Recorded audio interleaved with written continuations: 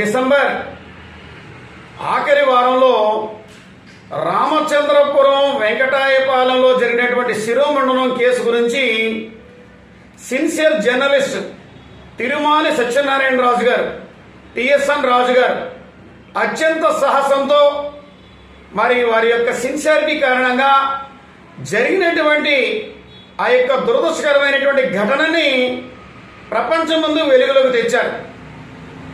అయితే ఈ శిరోమండనం కేసు మీద భ్రష్టత్వం పట్టినటువంటి రాజకీయాల కారణంగా ఆలస్యం అయినప్పటికీ 27 సంవత్సరాల తర్వాత దాని తీర్పు రావడం వల్ల ఆ రోజున సిన్సియర్గా పనిచేసినటువంటి టిఎస్ఎన్ రాజు గారు వెలుగులోకి తెచ్చినటువంటి వార్త 100% నిజం అనేటువంటి నిర్ధారణ అయింది.